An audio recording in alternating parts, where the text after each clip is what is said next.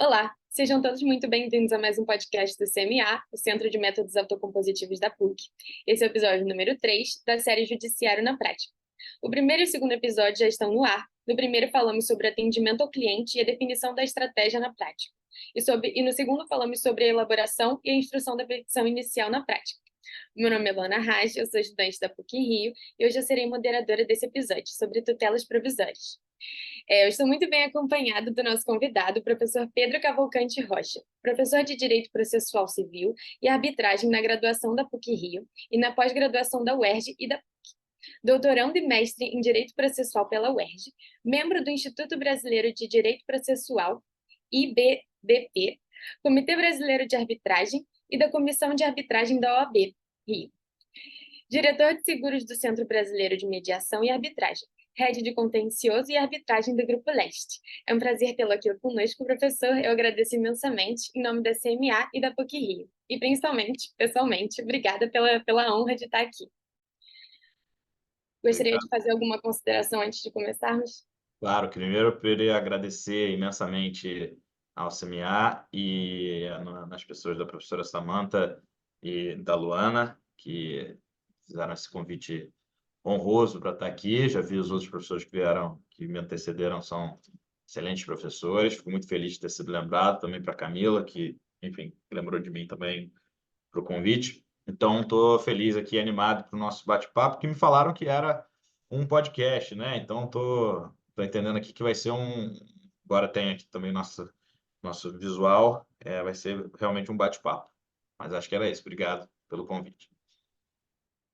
Professor, nós vamos iniciar o nosso bate-papo com a minha primeira pergunta. Eu gostaria de saber, até que ponto a flexibilização dos requisitos para a concessão de tutela provisória tem contribuído para agilizar a resolução de conflitos, ou tem gerado decisões precipitadas e potencialmente injustas? Vamos lá, Alana. Primeiro, acho interessante a gente fazer uma introdução. Primeiro, fiquei muito feliz também que o meu tema foi esse tema de tutela provisória, que é um tema importantíssimo, né, na efetivação do processo, né? E quando eu digo processo, eu digo também do direito em si. Eu costumo brincar com meus alunos que a matéria mais importante do direito não é direito constitucional, não é direito penal, é o direito processual. Por quê? Porque sem o direito processual, você não coloca em prática nenhum desses direitos, né? O constitucional, o penal e etc. Então, não adianta nada eu ter uma Constituição linda ou um grande Código Penal, Código Civil, Código Comercial, que seja, se eu não tenho maneiras de colocar aquilo que está escrito na prática. Então, quando o Estado, que lê esse Estado com E maiúsculo, retira do jurisdicionado a possibilidade dele resolver os seus problemas no braço, digamos assim, né, como era antigamente, antes de existir o contrato social da criação do Estado, etc. Como que as pessoas resolviam seus problemas? Resolviam na briga. Eu tinha um problema com qualquer pessoa, eu brigava, e aí tinha até aqueles códigos antigos que diziam, não, o sujeito matou seu filho, você pode matar o filho do sujeito, não sei o quê, enfim. A gente foi alguns anos e séculos de evolução para chegar no que a gente tem hoje, que é, né, grande parte, esse poder-dever que o Estado tem. Por que um poder? Porque o Estado retira do jurisdicionado a possibilidade dele resolver no que a gente chama tecnicamente de autotutela. Então, o sujeito não pode mais resolver na briga, no braço, no tiro, sei lá, onde quer que seja, né? E no seu lugar, então ele retira um poder do jurisdicionado. Mal ou bem, você solucionar suas brigas da forma no braço é um poder que o jurisdicionado tinha. Então, o Estado retira esse poder do jurisdicionado, mas ele, ao mesmo tempo, tem o dever de julgar as questões que forem levadas a ele. Por isso existe o que a gente chama da vedação non liquid, o não liquid, enfim, não falo latim, mas é a impossibilidade do juiz não julgar uma questão. Aliás, aproveitando que a gente está ainda na introdução, antes de entrar especificamente aqui na sua pergunta na tela provisória, hoje a Suprema Corte ela é muito criticada, sem fazer aqui juízo de valor, mas ela é muito criticada pelo seu ativismo judicial, né? Que as pessoas alegam que o STF estaria entrando nas questões do dia a dia ou usurpando questões do Poder Legislativo, etc. Quando, na verdade, e a grande defesa da Suprema Corte é exatamente que ele não pode não entrar, né? Ele não pode resolver uma questão de ofício, que a gente chama, né? Ou seja, se ninguém o instar a fazê-lo, ou seja, se ninguém pedir para ele fazer. Agora, uma vez que a pessoa pediu, a pessoa, lógico, né? Depender da ação, você vai ter os legitimados do polo ativo, partidos políticos, MP, defensoria ou outros tipos de ação. Mas uma vez que um legitimado, né, da forma correta, processualmente falando, requer ao STF que ele julgue uma demanda, é um dever dele julgar, é uma obrigação dele julgar. Então, essa é a grande defesa do STF nessa contra-argumentação de que você está muito ativista. Eu estou muito ativista porque as pessoas estão recorrendo a mim e eu sou obrigado a julgar. Eu não posso falar, não, isso aqui eu não vou julgar, não. Ele é obrigado a julgar e, de fato, nesse ponto, está certo. Por que eu estou falando isso? Porque isso nos leva à efetivação do direito, né, e do processo. Efetivação do direito, por quê? Porque, como eu estava dizendo, não adianta nada você ter uma linda lei que não é colocada em prática, ou é colocada em prática tardiamente, né? Quando já não, ela perde a eficácia. Ela tem um timing e ela, eventualmente, pode perder a eficácia. E por isso que a tutela provisória é tão importante para o nosso dia a dia, né? O nosso direito como um todo. Na verdade, hoje, pela demora do nosso sistema judicial, a tutela provisória se faz essencial para que você tenha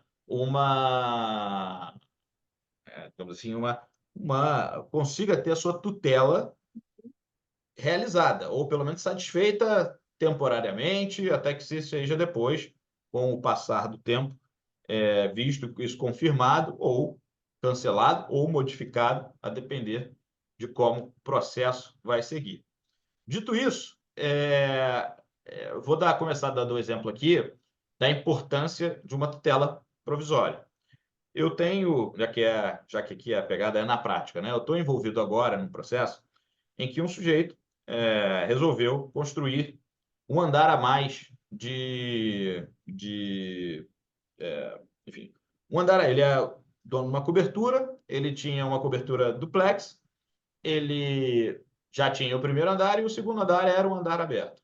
Nesse segundo andar, ele já tinha feito uma pavimentação que, há muito tempo atrás, 10, 15, 20 anos, depois de um tempo ele teve a possibilidade de legalizar essa obra que ele fez, a prefeitura o deu essa possibilidade, e ele legalizou essa obra. Então ele já tinha 2 pavimentos fechados. E agora ele se resolveu fazer um terceiro pavimento. Corre que os vizinhos, isso prejudicou, de alguma maneira, a vizinhança, né? Questão de luz, questão de sol, questão de direito da vizinhança mesmo como um todo. E aí o condomínio que o pessoa se sentiu prejudicado, ele foi pesquisar e entendeu como que o sujeito estava fazendo esse novo andar. E aí ele descobriu que na prefeitura o sujeito tinha pedido autorização e a prefeitura tinha indeferido a autorização, ou seja, ele pediu para construir e a prefeitura disse que ele não poderia construir por uma questão formal, por uma questão de limites de construção, enfim, não poderia construir. O que ele fez? Saiu construindo. Contratou as pessoas e saiu tratorando, mesmo sem autorização administrativa, ele saiu construindo. E construiu relativamente rápido.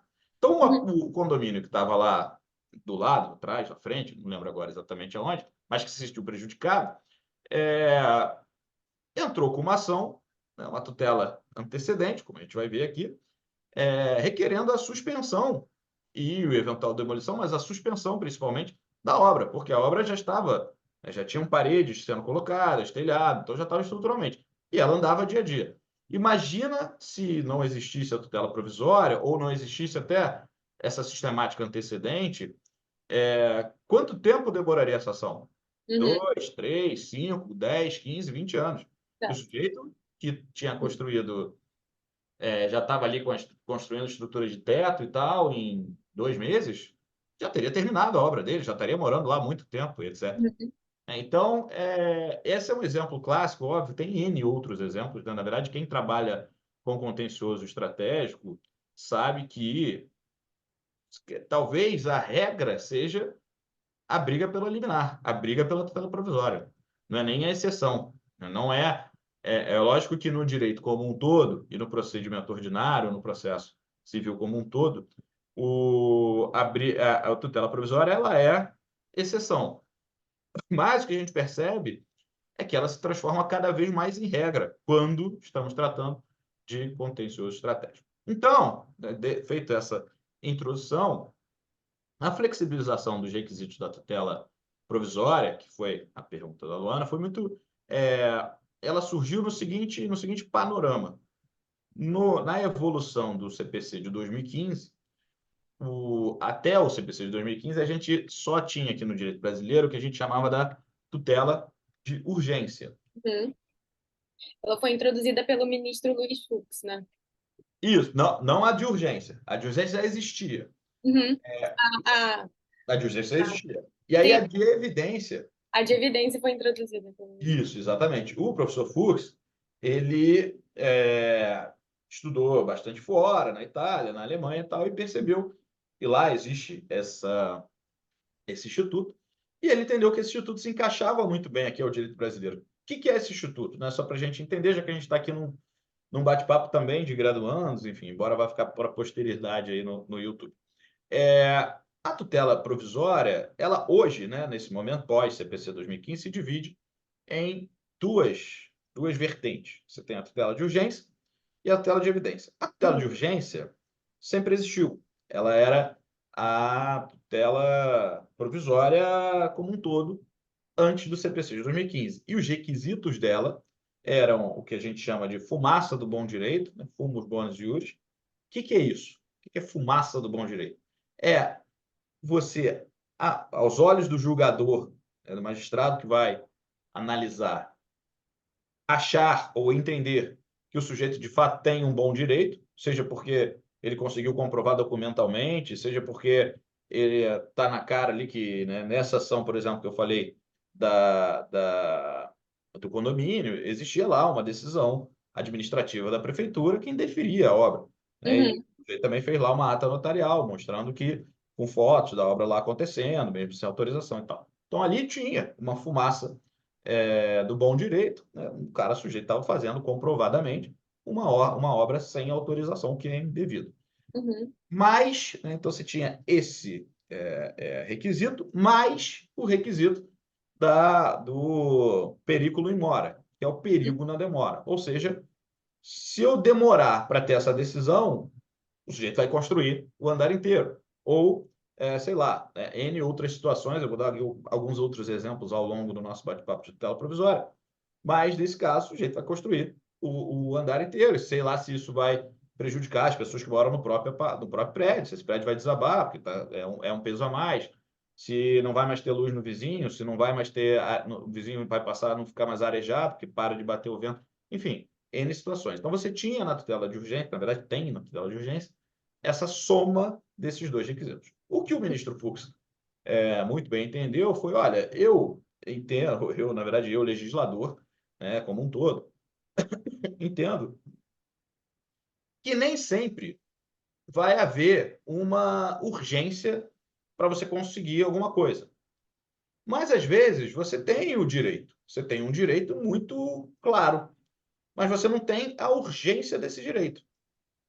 Então, o que ele pensou? É justo que um sujeito que tem o direito muito claro, documentalmente comprovado, né, assim, de uma maneira que A tudo leva muito probabilidade. a, É. tudo leva muito a crer que ele vai ganhar a causa. É justo Uhum. que só porque ele não tenha uma urgência, ele espere 3, 5, 10, 15, 20, 30 anos para Uhum. ter o direito dele reconhecido? Não parece que seja justo. E não adianta falar, não, mas aí o judiciário vai, porque o judiciário, infelizmente, está soberbado de processos. Vai demorar 5, 10, 15, 20 anos para julgar. Não tem jeito. Então, essa flexibilização veio, eu acho, particularmente positiva, embora, mas até antecipando um pouco aqui, embora eu acho que não, eu ainda não vi na prática nenhuma tutela de urgência, já vi pedirem já até soube de amigos que ganharam, pediram tutela de urgência, de evidência e ganharam, mas eu não soube ainda de uma tutela de evidência. Comigo nunca aconteceu de calhar uma tutela de evidência. Tutela de urgência, quase todo dia tem. Exatamente. Então, tem realmente essa flexibilização no requisito. Em que requisito do periculo in mora? Então, você não precisa mais sempre ter o periculo in mora para conseguir uma tutela provisória. Agora, mesmo não o tendo, você, se conseguir comprovar o fumus bonius iuris, pode fugir ou argumentar ou fundamentar o seu pedido de tutela provisória pela tutela de evidência. Então, isso me parece muito positivo. Então, você tem lá a tutela provisória, né, cai para a tutela de urgência e tutela de evidência, que pode ser antecipada ou cautelar. Acho que é interessante a gente explicar isso também. Nessas primeiras respostas, eu vou demorar um pouco mais, nas últimas vou ser bem objetivo, porque essas primeiras a gente também está introduzindo aqui para as pessoas que, né, eu sei que muita gente vai ver com familiaridade em tutela provisória, mas muita gente está ali ainda começando, não entende. E uma coisa que as pessoas confundem muito, né, e quando eu digo as pessoas, eu digo profissionais, formados, advogados, etc., é a medida cautelar com a tutela antecipada. Uhum. A tutela antecipada é você antecipar o pedido final que você estava fazendo na sua ação. Então, enfim, já vou dar aqui um exemplo para a gente entender. A tutela cautelar, ela não é uma antecipação do seu pedido. Ela é uma medida de urgência, quase sempre de urgência, para que você possa. Segurar a futura satisfação do direito. Exatamente. Se lá na frente você conseguir ter o seu Uhum. direito satisfeito. Então, no nosso exemplo aqui inicial, depois eu vou mudar o exemplo, mas inicial lá da obra, você tem uma tutela, um pedido, né, uma tutela antecedente, que aí antecedente ou incidental é a forma com que você pede. Pode ser Uhum. antecedente através o que antigamente era chamado de medida cautelar, ação cautelar, etc. Hoje tem esse nome de tutela antecedente, porque por que é antecedente? Porque é antes da ação principal ou incidental, ou seja, dentro da ação principal e você faz o pedido provisório. Uhum. Você tem a possibilidade de ser antecipada ou cautelar. No exemplo da obra, havia dois pedidos de maneira antecedente. Uma medida cautelar, ou seja, suspenda a obra. Outro, uma medida de antecipação de tutela, que é demolir o que já foi construído irregularmente. Por que suspensão é cautelar e demolir é antecipada? Porque lá no final do processo, quer tentar responder, Lana? Não, pode falar, professor. Né? Porque lá no final do processo, você vai pedir para demolir. O negócio já foi construído ilegalmente. E lá no final do processo, você não vai pedir para suspender. Você vai pedir para demolir e o cara não poder mais construir, não ter o direito de construir. Então, suspender é cautelar. É juiz, ó, para agora, porque senão lá na frente vai ficar muito mais difícil depois. Mas não é o meu pedido da ação. Meu pedido da ação Uhum. principal não é suspenda a obra. Suspender é por um período de tempo. Suspender, né? O meu pedido o meu pedido é impedir que o sujeito construa e demolir o que ele já construiu de forma irregular. Então, existe essa diferenciação dentro das tutelas também, de antecipado, mas isso é uma coisa que muitas pessoas confundem, ninguém sabe direito ainda o que é. Mas acho que, para concluir essa primeira pergunta, eu acho que a flexibilização é positiva. A ideia do ministro Fux, né, posteriormente adotada pelos legisladores, também é positiva. Quanto mais a gente tiver meios de trazer efetividade ao processo, melhor. Seja ele por uma tutela com necessidade de perigo ou sem necessidade de perigo, desde que o ônus argumentativo, né, do juiz que vai deferir uma tutela de evidência seja muito bem fundamentado, né, nesse Uhum. caso. E aí, se for bem fundamentado, se de fato o sujeito tiver um bom direito, porque ele teria que aguardar tanto tempo, né? Então, acho que flexibilização veio em boa hora e foi uma medida positiva. É. Professor, eu vou aproveitar que a gente estava definindo os tipos de tutela que existem. E como a gente estava falando da tutela de evidência, que é uma tutela muito mais rara de se acontecer, a gente raramente vê É importante falar que a lei ela expressa quais são os 4 tipos de situações em que ela pode ser utilizada. Recentemente, o STF decidiu constitucional o parágrafo único do artigo 311, que versa exatamente sobre a decisão liminar do juiz quanto aos incisos 2º e 3º do artigo. Eu vou ler eles aqui. A tutela de evidência pode ser concedida quando as alegações de fato puderem ser comprovadas apenas documentalmente e houver teses firmadas em julgamento de casos repetitivos ou em súmula vinculante. E na segunda hipótese, né, que seria no inciso 3º, quando se tratar de pedido repersecutório, fundado em prova documental adequada ao contrato de depósito, caso em que será decretada a ordem de entrega do objeto custodiado, sobre cominação de multa. Eu gostaria de saber, professor, qual foi a sua opinião sobre essa decisão? Bom, primeiro é uma discussão doutrinária interessante, tá? Normalmente a gente tem o que a gente chama aqui na tutela de urgência, o pedido inaudita altera a parte. O que isso quer dizer, né? Assim, quando juiz me dê essa decisão antes de ouvir a parte contrária. Perfeito. O que não impede o juiz de ouvir a parte contrária, né? Às vezes o juiz ele fala, olha, eu entendo a sua urgência, eu entendo a sua necessidade dessa tutela, no entanto, eu acho que é justo, é prudente que eu escute a parte contrária. E aí, normalmente, ele dá um prazo curto, 2, 3, às vezes 5 dias, para a parte contrária se manifestar. O problema é que, muitas vezes, a citação da parte contrária demora muito. Uhum. Não é que a parte contrária vai responder em 4, 3, 5 dias. Às vezes, a citação demora muito. E eu acho até, inicialmente, prudente que o juiz, muitas vezes, escute a parte contrária, a não ser que, de fato, esteja muito bem documentado e haja uma urgência iminente para que ele precise deferir inaudita altera par o pedido. Então, a discussão do Supremo era basicamente que, olha, a tutela de evidência, ela não, como a gente já viu, né, na primeira pergunta, ela dispensa o requisito perigo in mora, perigo na demora. Uhum. Ou seja, se eu tenho perigo na demora, é tutela de urgência, não é tutela de evidência. Então, a gente não estaria falando dessa discussão, se eu tenho perigo na demora.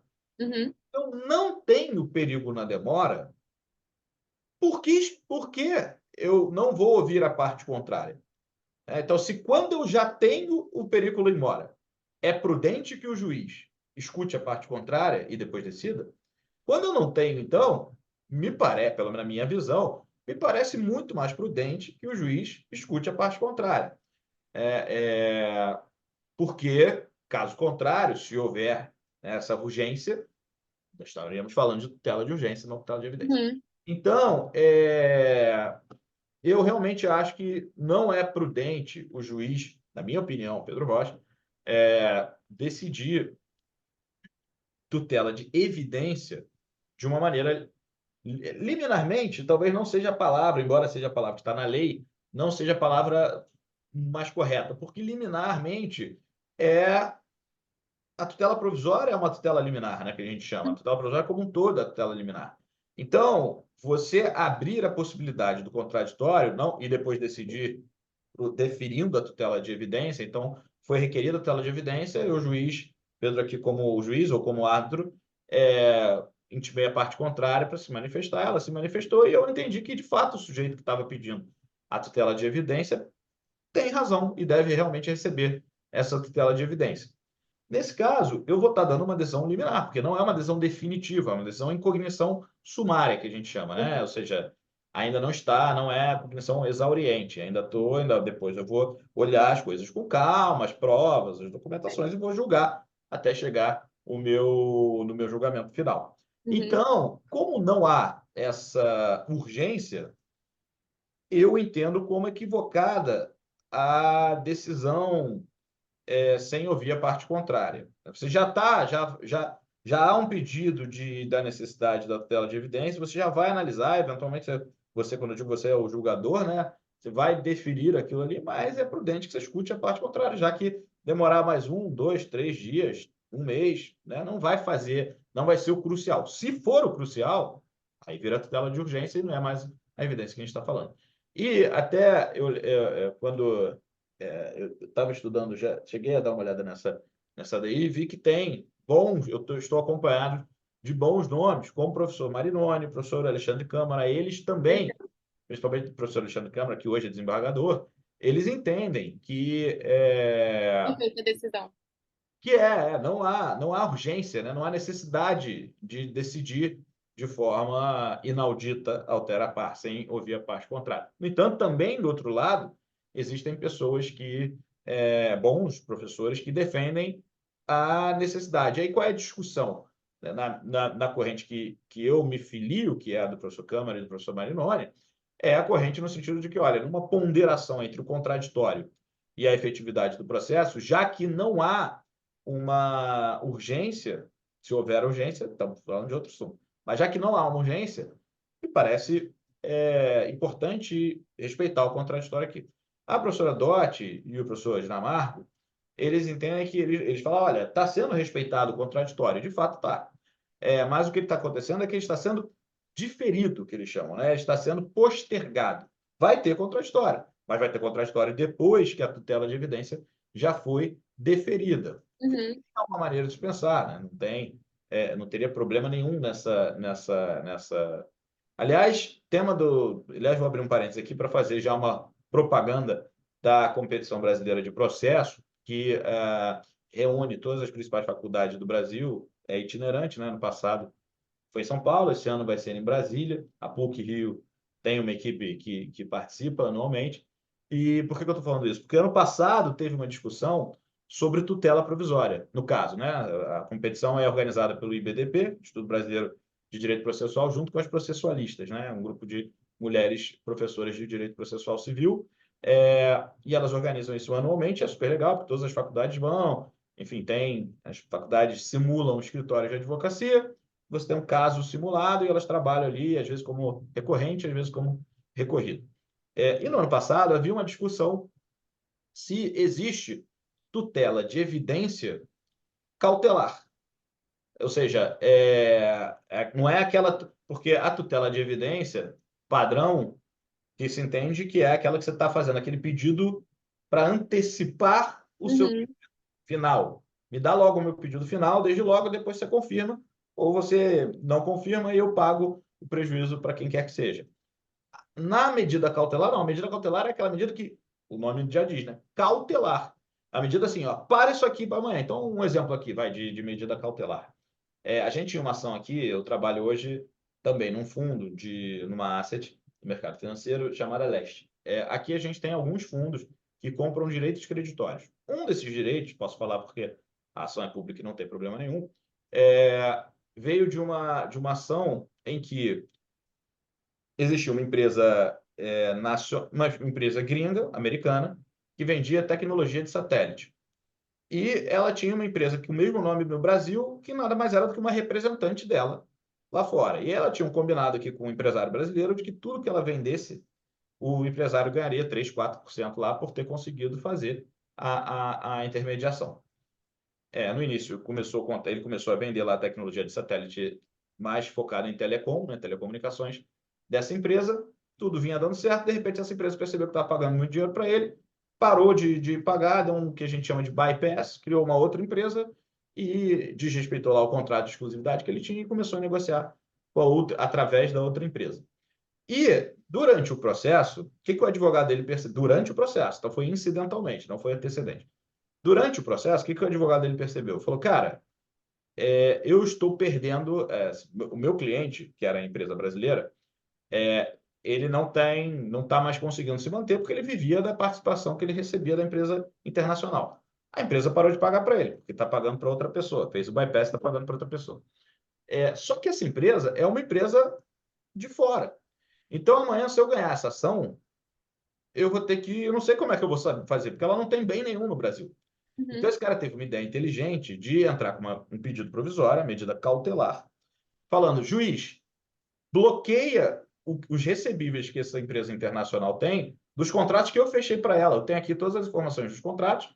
Era um contrato com a Brasil Telecom, que é uma empresa grande de telecomunicações, que não tem nada a ver com o caso. Ela foi lá, fez assinou o contrato, estava lá recebendo a tecnologia da empresa gringa e pagando para a empresa gringa. E aí esse cara teve essa ideia inteligente e no meio do processo o juiz deferiu a medida cautelar dele, a Brasil Telecom recebeu uma intimação da decisão falando, olha, em vez de pagar para a empresa gringa, agora você vai depositar aqui em juízo. Porque se lá na frente esse sujeito perder, ele já garante aqui, nesse caso foram 30 milhões de reais, que vai ficar depositado em juízo. Então, essa foi um exemplo. Então, um outro ponto, já aí, né, acho que fiz uma baralhei aqui, mas para chegar no ponto da pesquisa do ano passado da competição. Existe tutela de evidência para medida cautelar?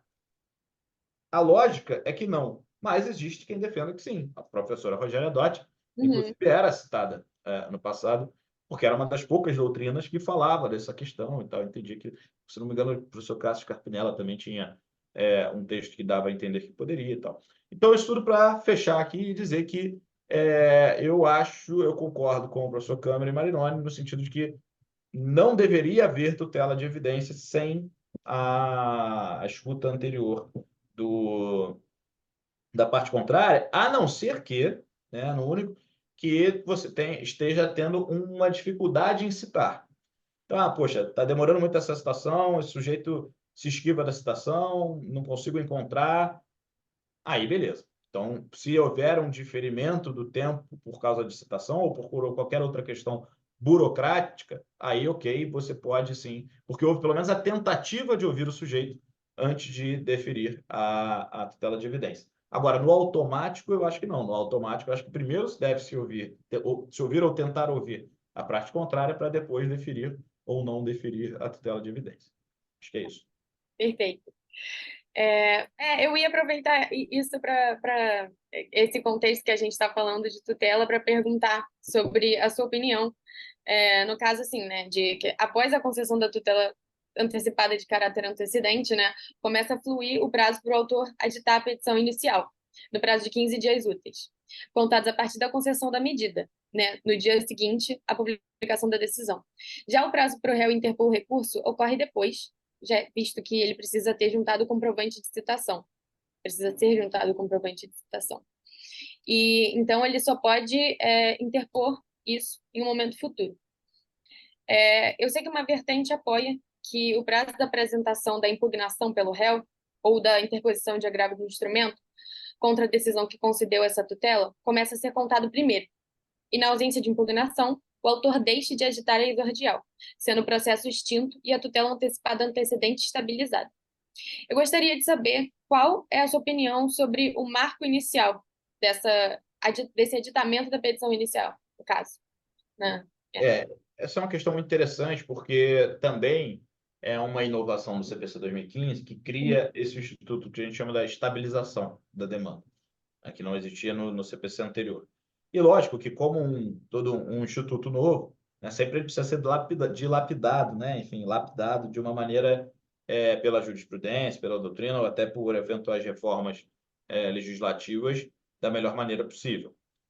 Hoje, eu não consigo entender a lógica da estabilização sem o prazo iniciar depois do prazo do recurso. Por quê?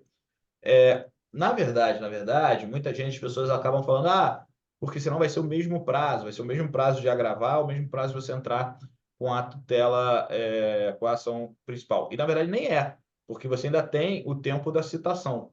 O autor, ele entra com a ação, a tutela antecedente. Ele pede a liminar dele, a tutela provisória dele. Ele ganha a tutela provisória. Ele já está intimado, porque ele já é parte naquele processo. Já está com um advogado e tal. Então, o prazo de 15 dias para ele inicia daquele momento. Perfeito. O réu ainda vai ser citado, e aí, depois de citado, ele vai ter 15 dias. Ou seja, é uma sistemática que não faz sentido, porque antes de eu saber se estabilizou ou não a demanda, eu já vou ter que entrar com a petição inicial principal. Então, não faz muito sentido. Por que a demanda vai estabilizar? Faz sentido eu entrar com um pedido de antecedente, ou seja, é um pedido para quem ainda está na graduação, início tal, antecedente é um pedido que quando você tem muita urgência e não dá nem tempo de você fazer uma petição inicial com a calma e o cuidado devido, você entra com esse pedido antecedente falando só, pedindo uma questão em pronto. Por exemplo, um exemplo acadêmico e prático aqui, fácil de entender, é você está com um cliente que precisa de uma cirurgia agora, uma cirurgia, né, e o Acho que é o plano que de mais saúde acontece em caso de plano de saúde. é o que mais É o acontece. que mais É acontece. antecedente. Então, você entra com uma tutela. Bora, não vai dar tempo, né? Você entrou lá, seu cliente foi negado pelo plano de saúde, ele está lá internado e o médico está falando, não vou operar porque o plano de saúde não liberou. Então você vai lá no plantão ou vai lá distribuir sua ação e você não vai ter tempo de, poxa, juntar documentação, pedir o cadastro, não sei o quê. O seu cliente está lá, ele pode morrer se ele não operar, né? Você tem que conseguir aquilo ali o quanto antes. Então, Uhum. faz essa tutela antecedente, é um exemplo prático disso, e você fala, olha, eu preciso, juiz, libera a cirurgia. Depois a gente vai conversar sobre eventual dano moral, eventual outros pedidos que possam ter. Mas primeiro, libera a cirurgia. E aí o juiz vai lá e defere a liminar, liberando a cirurgia. Depois de um tempo, você, né, em tese, já está intimado aqui, vai correr para intimar o médico, o hospital que seja, e você das duas, uma. O plano de saúde, muitas das vezes, deixa estabilizar, porque ele vai pensar, pô, beleza, já perdi, a operação já aconteceu, eu já tive que pagar. Vai valer a pena para mim ter que contratar escritório de advocacia, ter que entrar com defesa, demorar. Pode ser que venha um outro pedido de dano moral, por exemplo, um pedido de dano material, sei lá, um pedido a mais que pode me condenar e o plano de saúde a ter que Uhum. pagar até mais do que essa cirurgia que eu já paguei. Então, às vezes, o plano fala, cara, eu vou deixar estabilizar, porque o sujeito já vai ser operado, salvou lá a vida, ok, e de repente ele vai ficar feliz com isso, era o que ele queria, pô, eu também não gasto mais dinheiro, fica todo mundo feliz.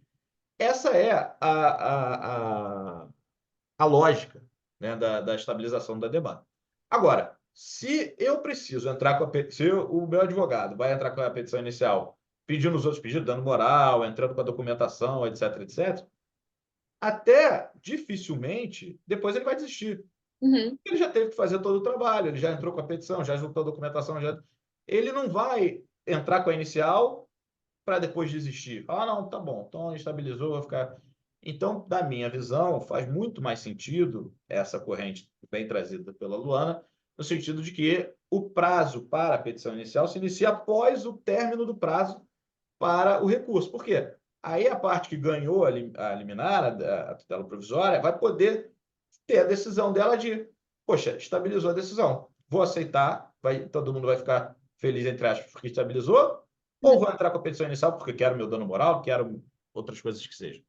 Então, para mim, faz muito mais sentido, é lógico, mas é o que eu falei, é um instituto novo, é a primeira vez que a lei está. Então, isso acho que ainda vai, ao longo dos próximos anos aí, né? Embora a gente já tenha 8 anos, né? Porque é de 2015, mas entrou em vigência em 16, o CPC. A gente já tem 8 anos de CPC, ele vai se amoldando da melhor maneira. Mas eu acho que o prazo deveria se iniciar após o prazo do recurso da parte contrária. Perfeita. Obrigada. É... e agora nós vamos para a nossa quarta pergunta. Eu gostaria de saber que, sim, no caso das partes decidirem combinar diferentes meios de resolução de conflitos, no caso da cláusula escalonada de mediação e arbitragem, né, que é a cláusula mais comum, né, nesse meio, que é quando você decide primeiro pela resolução do conflito pela mediação e subsidiariamente pela arbitragem. Confere? Sim. Correndo o risco de perder a proteção que a decisão liminar oferece, se não requerer, desde logo, a instituição do juízo arbitral, mas vinculada à obrigação de, antes de recorrer à arbitragem, tentar mediar o conflito, haveria sentido excluir da mediação a aptidão de manter os efeitos da tutela provisória? Então, vamos lá. A cláusula MED-ARB é uma cláusula que foi muito festejada, é uma cláusula muito eficaz, principalmente em relações empresariais e etc. O que diz essa cláusula? Ele diz que antes de você ir para o litígio, você parte, né, tratando-se de um direito patrimonial disponível, senão nem haveria arbitragem, você vai tentar mediar, vai tentar fazer uma mediação. A questão aqui é, se eu tiver uma questão urgente, uma tutela de urgência, nesse meio tempo, eu vou ter que ir para a mediação, vou ter que ficar lá mediando enquanto minha tutela de urgência está lá precisando, requerendo, etc. Então, mas aqui eu acho que são duas coisas que não se confundem. Primeiro, né, a gente não pode confundir um instituto autocompositivo, que é a mediação, com um instituto heterocompositivo, que é a arbitragem ou o poder judiciário, que seja. Qual é a diferença disso aqui? Num, você tem um sujeito impondo a vontade, que pode ser o árbitro ou o magistrado. Existe o que a gente chama do efeito substitutivo, que a vontade do árbitro substitui a vontade da parte. Então, mesmo que a parte não concorde com aquela decisão rasal dela, ela vai ter que cumprir, seja espontaneamente, seja coercitivamente. O mediador não. O mediador não tem essa substitutividade. E o que ele faz é facilitar que as partes cheguem a um acordo através de técnicas de brainstorm e N outras técnicas que os mediadores muito bem utilizam para fazer as partes chegarem ao fim do conflito, que, na verdade, no final do dia, é muito mais eficaz porque é a pacificação social, né? O objetivo final do direito é a pacificação social. Você evitar o litígio, né? Evitar uma medida que seja bem pior para as partes, no final das contas, né? Vai demorar mais tempo, que vai ser mais custosa, mais onerosa. Exatamente. E assim, pacificação social as partes se pacificarem, de fato. E se eu entro com uma ação e perco, eu não vou ficar em paz, porque eu vou achar que fui prejudicado. Né? Eu deveria ter ganho e não ganhei, sou um injustiçado. Então não há aqui a pacificação social, entre aspas. Até há ela de uma maneira, né, atípica, porque pela substitutividade é como se eu tivesse aceitado aquela decisão. Mas na prática eu não vou aceitar. Quando na mediação, se você chegar a um acordo, você está aceitando aquele acordo. Ninguém é obrigado a fazer acordo ou nada. Você, tudo bem? Poxa, achei que eu devia ganhar 10, ganhei 8, 7, 5. Mas você concordou com aquilo, abriu mão daquilo que você mesmo, não houve substitutividade, não houve ninguém dizendo que você tinha que fazer. Você concordou com aquilo. Então há de fato a pacificação social. Você, pô, eu mesmo fiz aquilo ali, eu concordei. Então, mas beleza. E quando a gente tem a cláusula média-arb e tem uma questão de urgência? São dois institutos que não se confundem. Se você precisar de uma tutela provisória, você, mesmo que você tenha arbitragem, né, a gente está falando de uma cláusula média-arb, ou seja, se não der certo a mediação, você vai para a arbitragem, você tem duas possibilidades de conseguir a tutela provisória na arbitragem. A primeira delas, definida pela Lei 9.307, que é a Lei de Arbitragem, e o Código de Processo Civil, que você vai, como se fosse com a tutela antecedente, na Justiça Estatal, e diz assim, Justiça Estatal, eu sei que isso aqui vai ser decidido por arbitragem. Eu sei que isso aqui tem que ter uma mediação antes, mas eu tenho essa questão urgente. Está aqui meu fumus bônus iuris, está aqui meu periculum in mora, me dá a minha decisão liminar para fazer o que eu preciso e depois disso eu vou mediar. Depois disso eu vou, se não der certo a arbitragem, eu vou, na mediação, eu vou para a arbitragem. Mas eu preciso dessa decisão porque ela tem o periculum in mora. Então você pode ir para o judiciário e aí se o judiciário deferir o seu pedido de tutela provisória, você normalmente tem um prazo para depois iniciar, instaurar a mediação ou a arbitragem, nesse nosso caso que é a mediação, que a gente está falando de uma cláusula mediar, ou você tem o que as câmaras hoje em dia utilizam, que chama-se árbitro de emergência. Então você tem um sujeito que, se você tem uma arbitragem institucional, que a gente chama, de uma câmara e um regulamento que tenha a possibilidade do árbitro de emergência, que você, junto com a parte contrária, concordou em utilizá-lo, ou o regulamento assim o diz, a Câmara indica um árbitro que vai servir só para tomar aquela decisão de urgência. Então, lógico, nunca o mediador vai tomar essa decisão, e existe até uma discussão se o árbitro de emergência poderia depois ser o mediador. Para mim, eu não vejo problema nenhum se as partes concordarem.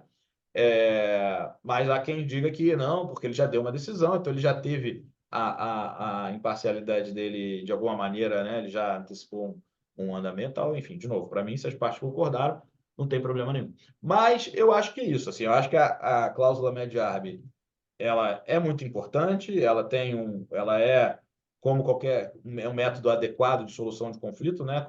Ela também tem litígios adequados, contratos adequados em que ela vai ser bem utilizada. Também não é para sair utilizando, botando cláusula média tudo que é contrato, mas dependendo do contrato, aquele contrato específico pode ser um bom contrato para a cláusula média-arb. Elas normalmente são bastante efetivas. E isso não exclui, né? Não fique com medo de colocar uma cláusula média-arb dizendo, pô, vou botar a cláusula média-arb e não vou poder, se eu tiver uma questão urgente, vou ficar sem ter uma saída. Não, você vai ter a saída, que é as outras saídas. Uma coisa é uma coisa, outra coisa é outra coisa. E utilizem a cláusula média-arb, que ela é muito boa, mas acho que esse é o apanhadão aí dessa questão. Perfeito, muito obrigada, professor. Nós vamos já para a nossa quinta pergunta. Eu gostaria de saber como a jurisprudência tem evoluído no que diz respeito aos requisitos para a concessão de tutela provisória. Bom, essa é uma pergunta interessante, assim, porque foi o que eu falei no início. Eu vou voltar um pouquinho, acho que as perguntas finais aqui, eu vou voltar um pouquinho para o início, Uhum, que foi, assim, os requisitos da tutela de urgência seguem sendo os mesmos, como os bônus iuris e periculum in mora.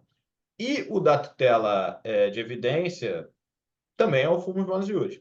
Então, sem o periculum in mora.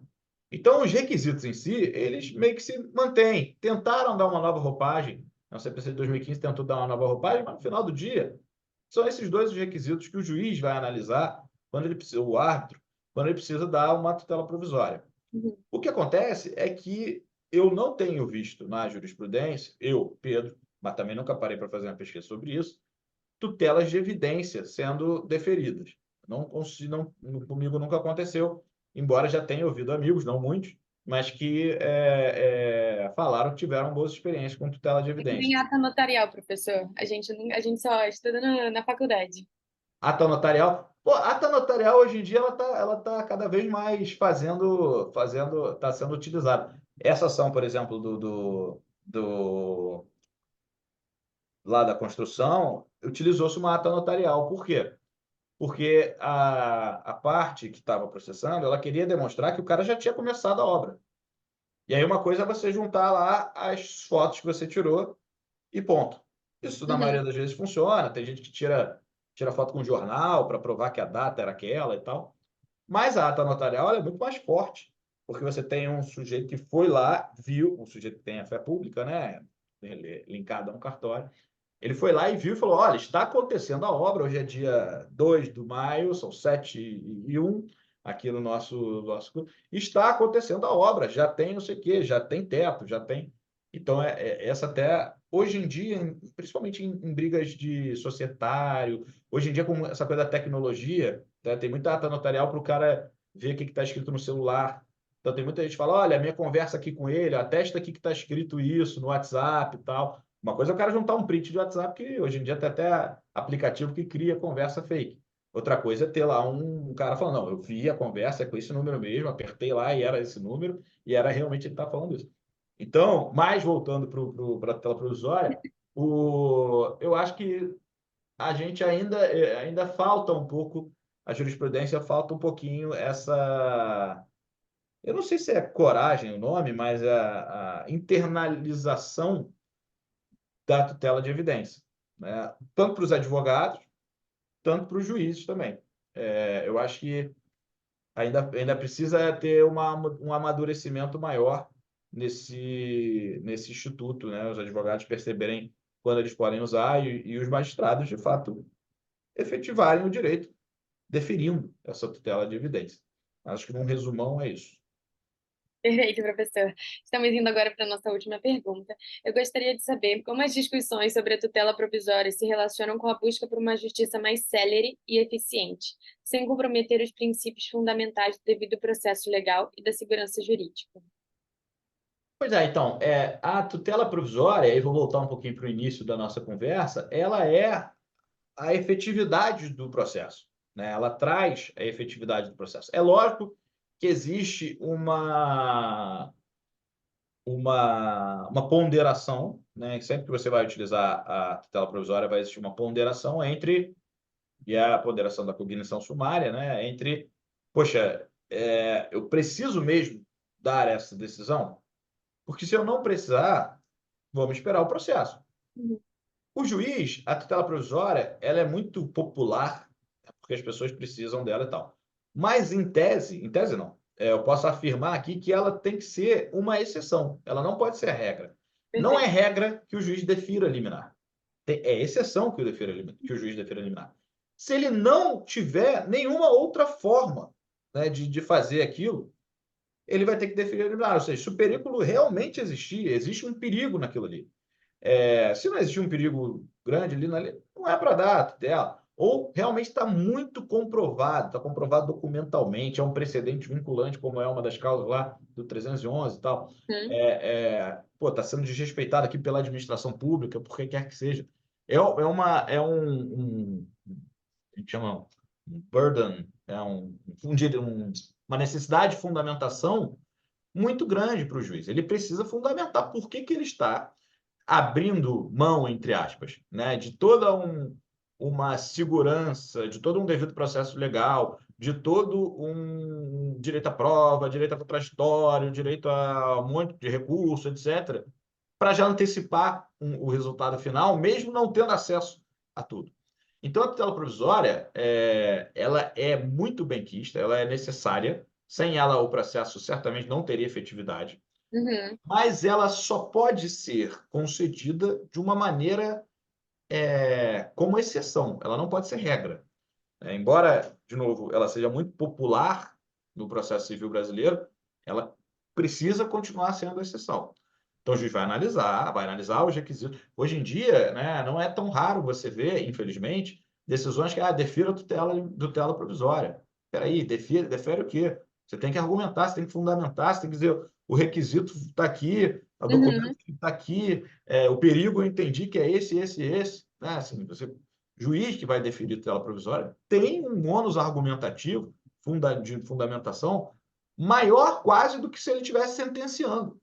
Porque Uhum. na sentença ele já teve acesso a tudo. Beleza.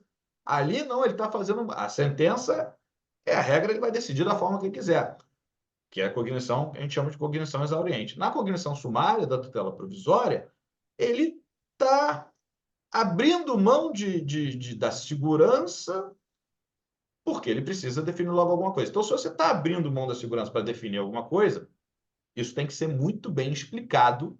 Uhum. Você está abrindo mão de todo aquele processo, devido processo legal, né, de um devido processo legal, para já desde logo antecipar a sua decisão. Então, para concluir, eu acho que é extremamente eficaz, extremamente necessário para a efetividade do processo. Tem que existir tutela provisória, ainda mais em países como o Brasil, como Itália, como até os Estados Unidos, que são países que o processo demora. Nos Estados Unidos, o processo é mais rápido porque 90% das vezes ele termina em acordo, né? Ou mais do que isso. Na Itália demora, no Brasil demora, em vários outros países demora. Não existe pensar em processo civil hoje no Brasil sem existir a possibilidade de você ter uma tutela provisória, seja ela antecedente ou cautelar. É, no entanto, você tem que sempre lembrar que a tutela provisória é uma exceção e não a regra, para não tornar ela regra, e aí você acabar com toda a efetividade de um devido processo legal, que também tem que ser respeitado.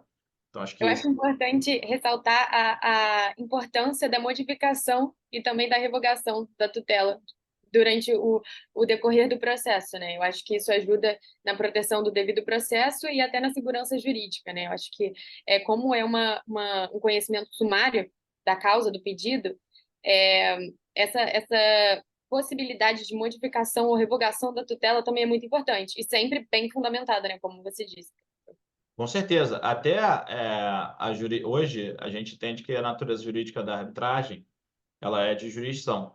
E Uhum, o professor Dalla, que para não roubar o exemplo dele, o professor Dalla, lá da UERJ, ele utiliza e fala assim, pô, é tão jurisdição a arbitragem que o juiz pode hoje, quer dizer, que o árbitro pode hoje modificar, é, indeferir, né, extinguir ou confirmar uma decisão judicial. Então, o juiz dá uma decisão e o árbitro, posteriormente, confirma, nega, né, determina ou modifica como ele quer. E que decisão é essa? É a tutela provisória. É a decisão de tutela provisória, aquela lá antecedente, que você tem que entrar com o judiciário e depois entrar com a arbitragem. Então, uhum.